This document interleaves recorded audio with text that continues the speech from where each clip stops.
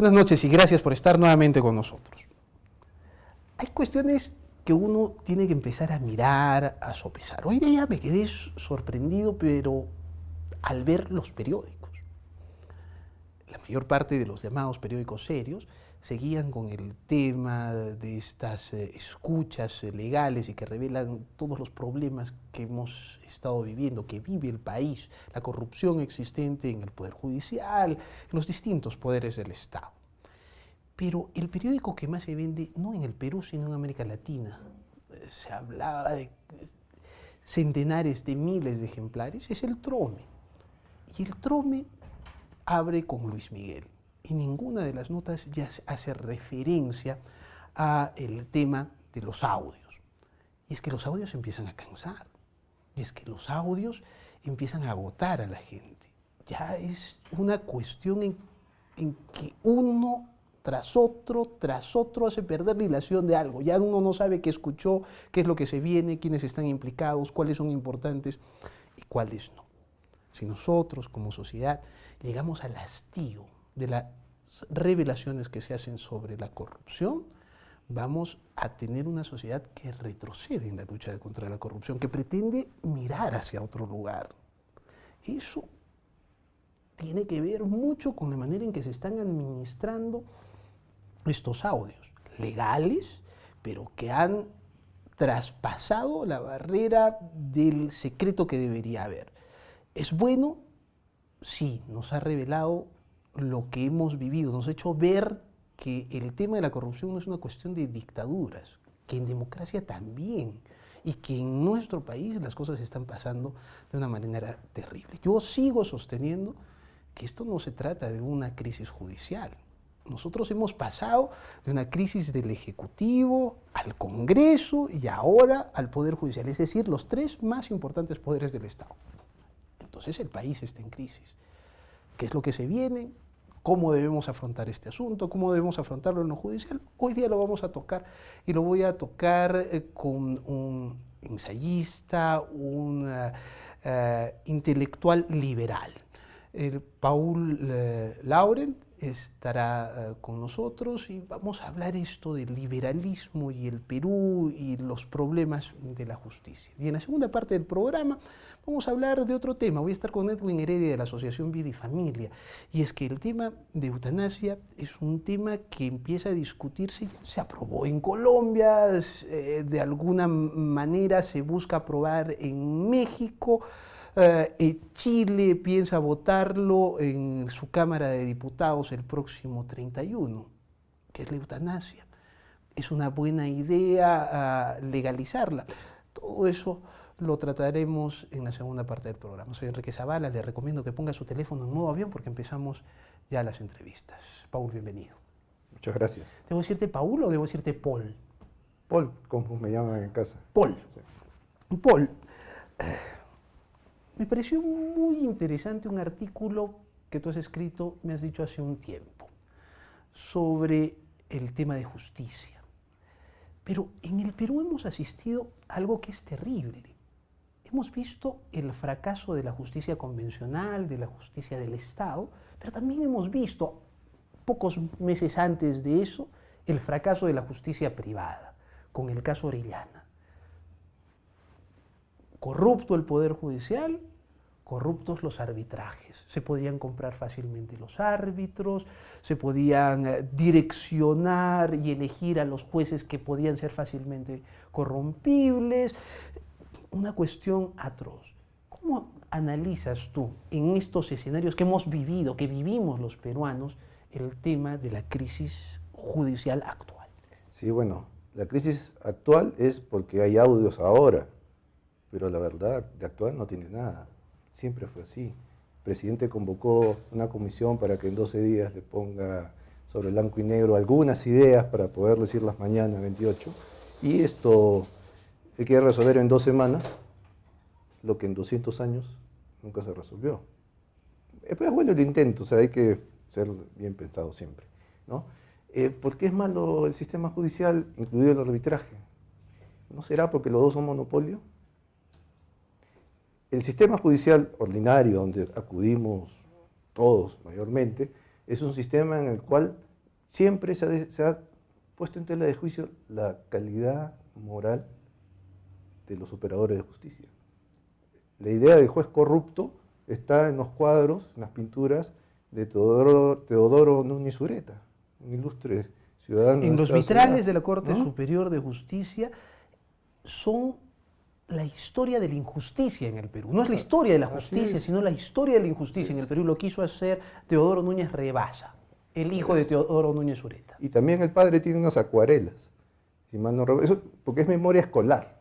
Me acuerdo en los 80, algunos dibujos de él, antes de ingresar yo a la Facultad de Derecho, ¿no? Es decir, es de vieja data todo esto, no es nada nuevo. ¿Por qué lo del arbitraje, que entre comillas se dice privado? Porque también es un monopolio. ¿Y quién da los monopolios? Yo no doy un monopolio, tú no das un monopolio. Los particulares no dan monopolio. Los monopolios de este tipo los dan los legisladores. Es decir, tenemos un sistema institucional nacido de la ley que genera comportamientos perversos. En cualquier parte del mundo un arbitraje por excelencia es privado, y al ser privado yo puedo convocar al árbitro que me... Yo elijo mi árbitro, claro, tú eliges tu claro. árbitro y los dos acordamos Así es, uno dentro de un intermedio, abanico ¿no? inmenso de hombres a escoger, hombres y mujeres a escoger, ¿no? Bueno, en la legislación peruana ese abanico inmenso se limita a los abogados. Entonces tienes un problema ahí, un problema serio. Los grandes empresarios en Perú tienen su cámara de comercio, los demás tienen cualquier cosa, también monopolio. Y algunos de esos grandes empresarios ni siquiera la cámara de comercio, donde también hay problemas, sino se van afuera. Te puedo mencionar cortes fuera, pero se van afuera. ¿Por qué dos peruanos que hacen empresas acá, donde sacan dinero y generan ganancias en el país, se tienen que ir a resolver sus conflictos legales fuera? Porque el sistema es malo, y cuando hablamos de malo es que es corrupto. Y cuando es corrupto, es quien más pone, pero yo incluso le puedo agregar algo más. En los últimos años hemos sumado a la corrupción la ineficiencia. Porque hasta hace un tiempo, me contaba un amigo litigante, tú podías corromper a alguien y saber que ese fallo valía un precio y iba para ti, a tu favor. Pero la calidad profesional de ese juez corrupto es tan mala que te puede fabricar cualquier sentencia o resolución que por más que le hayas pagado, termina siendo peor, o muy mala, o de muy mala calidad. Es decir, lo que has pagado no te sirvió de mucho. Es decir, la crisis sí es seria, muy seria, pero yo creo que era necesaria. Es necesario que estos audios salgan, es necesario que nos enteremos. ¿Cómo rompemos este monopolio al que tú haces referencia? Mira, cuando se vuelve o se da la novedad del arbitraje y buscar que el arbitraje llegue a mucha gente fue en los 90. En los 90, hasta antes de la última ley de arbitraje, se rompe el esquema en el cual solo los abogados podían ser árbitros. El abanico de posibilidades para escoger árbitros era bastante abierto, era cualquiera. El particular escogía, el árbitro de conciencia se decía, para diferenciarlo del abogado, ¿no? Y los casos de arbitraje en Perú empiezan a causar sensación desde el punto de vista de los que necesitan justicia. Entonces los empresarios empiezan a ver, oye, esto funciona y es rápido. Esto funciona y es rápido, y va creciendo, va creciendo. Y el arbitraje en Perú logró tener cierta fama en América Latina. Hoy día eso no sucede. No, llegó Orellana, pues, ¿no? O sea, lo que estamos viviendo Pero pasa ahorita que- con estos audios, lo vivimos con el caso de Claro, Orellana. lo que pasa es que se cambió la ley. Y se vuelve a cerrar el círculo. Solo abogados pueden ser árbitros. Ahí entra gente como la que mencionas. Todo monopolio de ese tipo termina en lo mismo siempre. Es decir, no hay competencia en este esquema. No hay manera en que los particulares puedan buscar sus mecanismos privados de resolución de conflictos. No hay manera, porque la legislación se ha cerrado para esa posibilidad. Entonces lo que se tiene que hacer es volver a eso que sí funcionaba. O sea, no estoy hablando de una utopía, no una fantasía, no. Funcionaba. Tenía sus defectos, claro, pero era mejorable desde la perspectiva de que los particulares puedan tener un abanico mayor de posibilidades de El acceder arbitraje para ti sigue siendo una alternativa. Porque lo es en el mundo. Tenemos que ir a una pausa. Estoy con Paul Laurent, él es un liberal, es un ensayista liberal y tiene un provocador artículo sobre la justicia, el romper el monopolio de la justicia. Estamos hablando de eso y vamos a hablar un poco también de la doctrina liberal o la ideología liberal, como él prefiere llamarla. Tras la pausa seguimos en modo avión.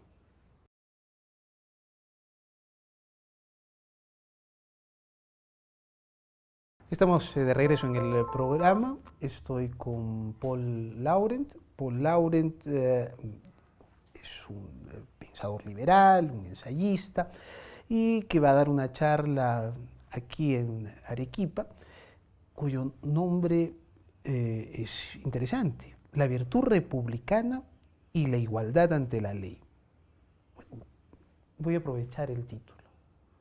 ¿Qué igualdad ante la ley hay en el Perú? Porque tú mismo lo has dicho, coincidía contigo perfectamente, casi igual César Hildebrand, por ejemplo.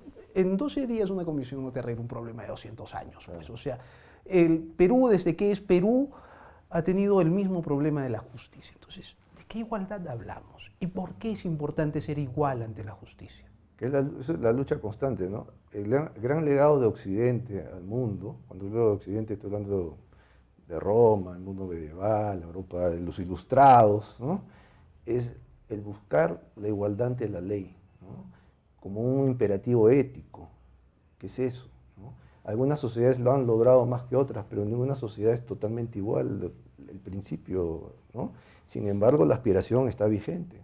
Algunas sociedades sí pueden jactarse que aquí hay mayor respeto a la norma, mayor respeto, no total. Y nosotros estamos lejos, ni siquiera de la cuarta parte de ese mayor respeto, seguramente. Por eso nos pasan las cosas que nos pasan.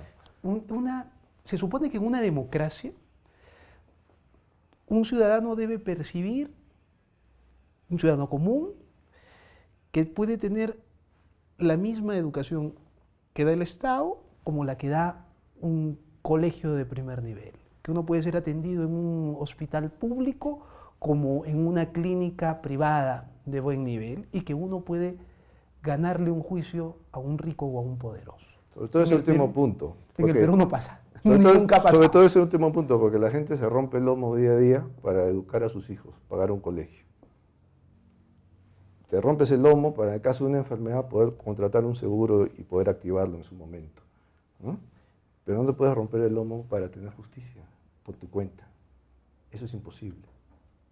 Te necesitas siempre de un esquema mayor, de un sistema que es totalmente impersonal, ¿no? Y ese sistema impersonal que hoy día nos está fallando y que estamos viendo que no está fallando hoy día, que se ha puesto en evidencia hace unos días. Es decir, nos hemos enterado los peruanos de cosas que siempre supimos. Puede sonar confuso, pero los videos, los audios, nos estaban diciendo, mira, esto siempre lo supiste, ahora te quitamos la duda, ¿no? Es decir, si eso lo medimos bajo el esquema de que, oye, un momentito, era verdad que algunos tienen más derecho que otros, como la fábula de la rebelión en la granja de Orwell. Eso es dramático, ¿no? Pero siempre puede existir eso, sí, siempre se da. En Suiza, un millonario puede tener el mejor colegio y los demás tienen el colegio público, que es un buen colegio, pero no es el mismo del millonario. Es decir, diferencias hay. Lo importante es que ese esquema de derechos, en el caso puntual de la justicia, sea un esquema en el cual sí yo le pueda vencer por justicia, por demostración de derechos, no por romanticismo, no porque doy pena, sino porque realmente tengo un derecho y tumbo. Porque es de justicia. Porque es de justicia. Además, los derechos, como decían los griegos, la justicia en sí no existe. Me interesa mucho ese concepto que tú tienes de hacer competir a las cortes. Tú dices, las cortes deben, los juicios de Arequipa deben acabar en Arequipa, no tienen que ir a una Suprema. Y la Corte de Arequipa debería estar en competencia con otras cortes para que los justiciables del país se peleen por ir a esa. No, me han dicho que es una buena corte. Ahí sí quiero que se resuelva. Sí, sí. El concepto resulta interesante. ¿Resulta factible o es una utopía? Ahora, es un marco teórico totalmente válido, porque yo creo que el esquema tal cual como está planteado hoy en día, creo que es un desastre y yo creo que nadie apuesta a insistir en lo que se tiene, ¿no?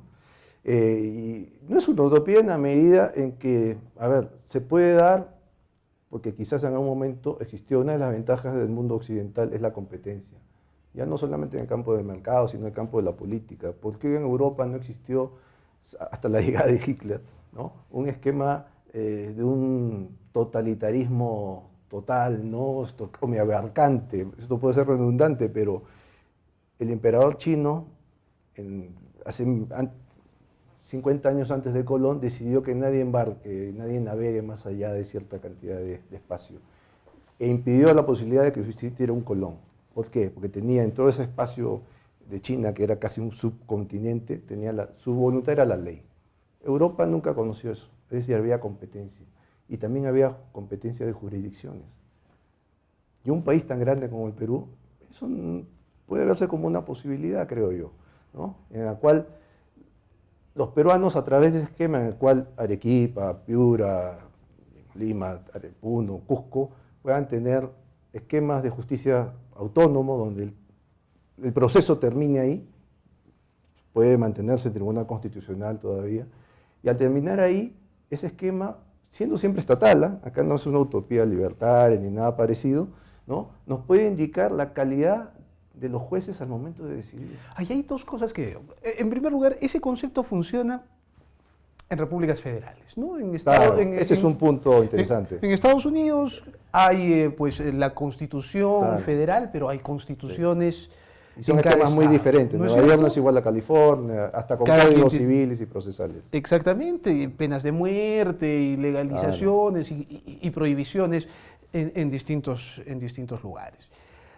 Hasta ahí vamos bien. Pero hay una cuestión, tú eres abogado, hay una cuestión que se llama el juez natural, ¿no es cierto? Así es. Entonces, yo tengo que ir, si las cosas pasan aquí, el juez natural es el juez de aquí, pero no puedo irme pues a Piura, ¿no? No conoce esta realidad, no conoce, no puede hacer los peritajes, no puede pensar como se debe pensar aquí. Entonces, allí podría haber, ¿no? Sobre todo, mi idea va más apuntando al campo civil que al campo penal, donde sí podría haber ese tipo de problemas. Claro, del juez natural. Son insalvables, Ajá.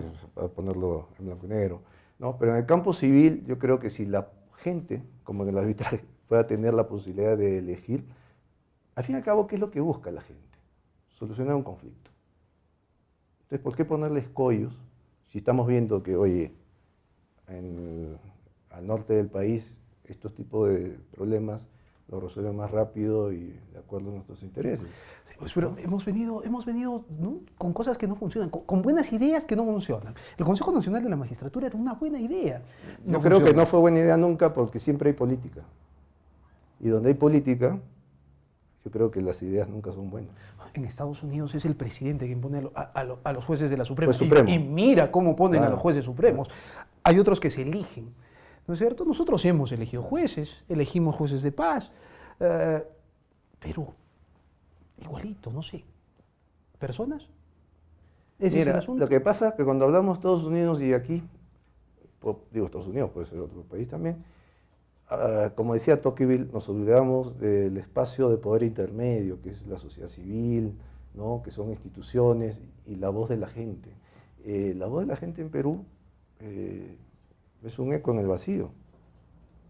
Por eso hemos tenido tantas dictaduras, tantos gobiernos fuertes, y ha sucedido tantas cosas, ¿no?, tan obvias, que hoy día, cuando se muestra eso que sabíamos que pasaba, nos sorprendemos, ¿no?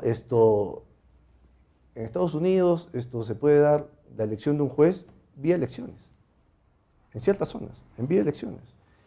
¿Te imaginas eso acá? Sería un caos. Yo creo que sí sería un caos. En el sistema anglosajón, ¿No? pues, no hay además escalafón, ¿no? A eso voy, o sea, pero no lo veo desde el punto de vista burocrático, de la carrera judicial, sino hablo de la opinión pública, de la sociedad civil actuando.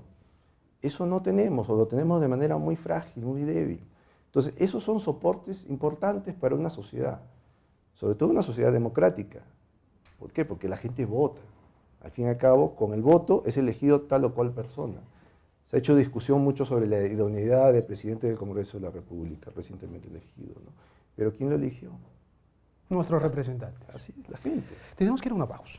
Estoy con Paul Laurent es un pensador liberal, un ensayista liberal. Cuando regresemos, vamos a dejar un poco el tema de la justicia porque voy a aprovecharlo para hablar del liberalismo, porque el Perú no ha vivido un liberalismo nunca, y el capitalismo que manejamos es un capitalismo mercantilista. Y vamos a hablar de esas dos cosas tras la pausa.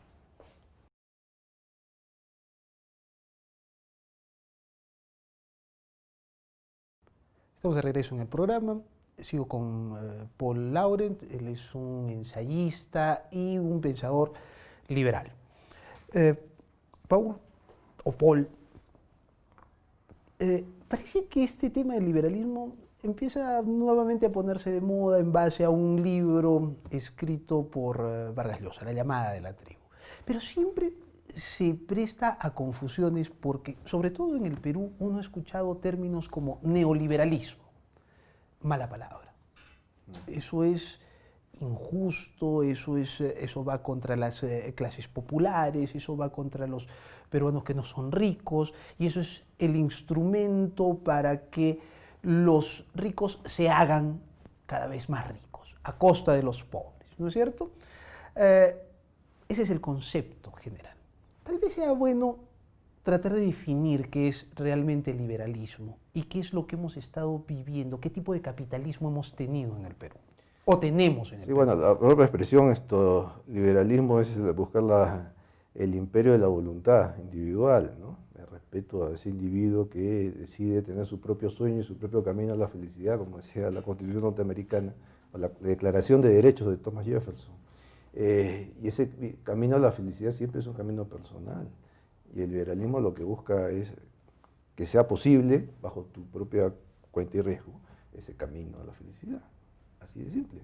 Entonces, cuando vienen expresiones como neoliberalismo y demás, claro, ahí hay un problema, porque yo no conozco a ningún liberal que se llame o se autocalifique de neoliberal. Nadie se ha presentado de esa manera en mis años de existencia. ¿Por qué? Porque eso viene de la propaganda de sectores de izquierda, de progresismo europeo, que pusieron ese rótulo en algún momento cuando se empieza a abrir... Con Thatcher y Reagan. Con Thatcher y Reagan, las reformas de fines de los 70, ¿no? Y había que etiquetarlo de alguna manera. También porque quizás no tiene el mismo peso semántico llamar liberal a lo que conocemos los liberales en Estados Unidos, por ejemplo, ¿no? El liberal en Estados Unidos es el progresista. A mí no me gusta usar la palabra caveat, pero es lo que se usa acá, ¿no? Eso sería un liberal en Estados Unidos. Y un liberal en el sentido de defensor de su propio norte, de sus derechos individuales, patrimoniales, podría ser el libertario, ¿no? Que no tiene partido. No tiene ni un partido. Claro, es que republicano y liberal, el partido liberal en Estados Unidos es la izquierda norteamericana, ¿no es cierto? Claro, claro, ¿no? Que pueden ser liberales en el sentido político, derechos humanos, ¿no? Que era una bandera liberal del siglo XIX, ¿no? Pero que hoy día le tiene la izquierda y reniega de las libertades económicas. Desde el punto de vista liberal es un defensor de derechos a mitad de camino. Porque ¿de qué te sirve defender derechos morales si el emprendedor, ¿no? que viene de abajo, le cortas la viada por cuestiones económicas? La historia del capitalismo en el Perú es una historia de fracaso. Nos ha gobernado, nuestros gobernantes han sido capitalistas y mira dónde estamos. Entonces no se puede hablar pues, de una historia victoriosa, de triunfos que nos ha llevado a ser desarrollados. ¿Qué es lo que ha fracasado de ese capitalismo peruano? Yo discrepo ahí, por lo que en Perú se ha tenido y se tiene es un esquema altamente mercantilista, rentista, donde el Estado siempre ha estado presente. Y por eso la corrupción en el sistema de justicia es lo que es desde hace 200 años o más. Tal vez esos términos, esos términos se prestan a confusiones. Mercantilismo es aprovecharse del contacto, eso es lo que estamos viendo, claro, ¿no? El favor, el favores, amistades para sacar ventaja. Claro. Y el capitalismo es competencia y aprovechar. Pura, es competir. Es competir. Y lo único que te frena son los derechos del otro, la ley, ¿no? Que debe ser lo más general posible para que no exista privilegios, pero si la ley es torcida y solo privilegia a algunos, Entonces, ¿de qué capitalismo hablamos? Es que echa la ley, echa la trampa, pues, pero, ¿no es cierto? pero- o sea, las leyes se dan Claro. con nombre propio. Pero eso es muy de América Latina. Eso no sucede en otros lugares. Y no que sea en otros lugares el paraíso capitalista, sino que esa noción de torcer la ley para beneficiar a mi compadre o a mis amigos, esto está enquistada en el ADN de nuestro sistema institucional. En pocas palabras, no tenemos instituciones de mercado. Hasta las frases, ¿no? Así Para los amigos, todo. Ese es Para un ejemplo. los enemigos, la ley. Ese es un ejemplo. La diferencia de ese tipo con los anteriores es porque no tiene un apellido rimbombante. Así de simple. Así de simple. Entonces, ¿qué capitalismo es ese? Dime, ¿tú tienes una idea de por qué la corrupción en el Perú se hace tan evidente cuando la gente llega al poder? Yo lo trataba de poner así. Tenemos a un hombre que fue lustrabotas, que él mismo se presenta como lustrabotas y llega a ser presidente. Claro. Eso es el sueño americano. Claro. O sea, Toledo, pues, debería ¿no? ser el sueño, Era el sueño americano. la búsqueda de la felicidad de Thomas Jefferson. Llegó a ¿no? ser el hombre más Pero si poderoso. Thomas del Jefferson viera cómo se llegó a eso, esto se echaría a llorar. Dice, porque no era eso lo que yo estaba ejemplificando. Pero viene el otro lado. Esto- Viene un hombre millonario, influyente, Pedro Pablo Kuczynski. Claro, Y ya vemos. claro. ¿Qué está pasando? ¿Por qué, Y lo curioso ¿por es que qué lo ni- tenemos así transversal? y ni uno ni el otro es sinónimo de capitalismo ni nada parecido. Y la corrupción es básicamente, no porque seamos los peruanos cosas raras en el mundo y somos genéticamente corruptos, eso no es verdad. La corrupción existe porque si tienes un esquema institucional que permite que el pillo sea premiado, que el apadrinado llegue lejos. Lo estamos viendo con los audios, lo estamos escuchando, para ser preciso. Entonces, eso siempre ha habido. No, lo hemos vivido. Entonces, eso está en las instituciones. La legalidad en el Perú premia al sinvergüenza. Le da canales para moverse. El hombre honesto, el tipo con integridad, le cuesta mucho entrar a la política. Porque no quiere ser comparado con los tipos que ya están. Y eso no es de ahora, siempre ha sido así. Siempre ha sido así. El concepto liberal por excelencia es un Estado pequeño, pero fuerte, para tratar de corregir algunos defectos, para posibilitar convivencia, porque si no esto también sería pues anarquía, ¿no es cierto? Claro. ¿Cómo debemos replantear el Estado? Porque en estos momentos la gente ya está pensando, y lo he escuchado de gente de derecha y de gente de izquierda, de un nuevo contrato social, una nueva constitución, repensar nuestra sociedad. Hemos tenido, la constitución vigente es la 12ª, la constitución número 12, quieren una 13. O sea, es como decir, el niño tiene o no quiere tomar la sopa, le metemos un balazo y vieja, vamos a crear otro niño, en 9 meses tenemos uno nuevo. Es así de absurdo. Concuerdo contigo. Es así de absurdo. Las constituciones no cambian en los países. Claro, entonces lo que tienes que hacer es reparar las cosas en el camino. Por eso es importante esto que está sucediendo. Porque Ir ajustando. esto tenía que suceder. Entonces, plantear una constitución o un golpe de Estado es matar al niño, es patear el tablero. Y no arreglas nada. Porque lo que tienes que arreglar son cuestiones que las fallas son evidentes. Ahora apuntamos al Consejo Nacional de la Magistratura.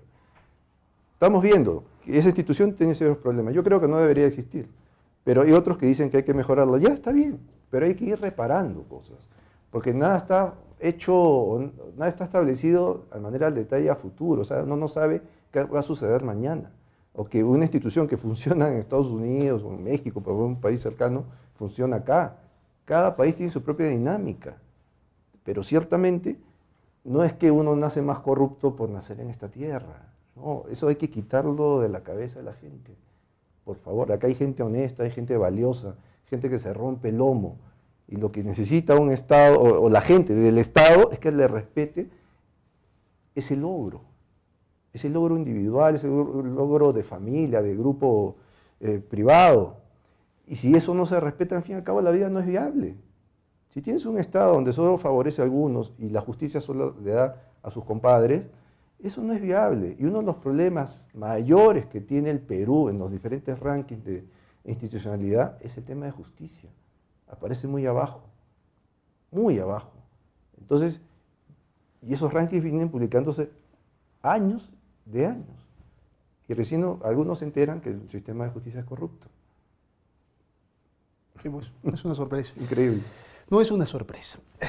Te agradezco. No, a ti, Enrique. Y quiero recordar, lo he mencionado ya en el programa. Esto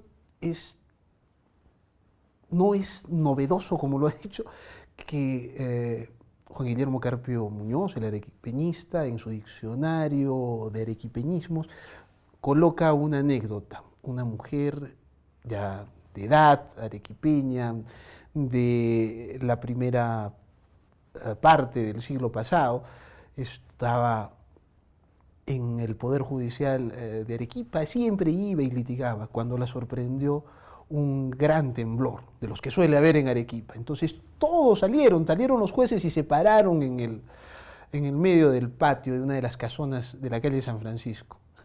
Y ella se arrodilló en medio y dijo, Dios mío, aprovecha que ahora están todos juntos, ¿no? Era el momento de desaparecerlos. Nos vamos a una pausa, regresemos para hablar de eutanasia.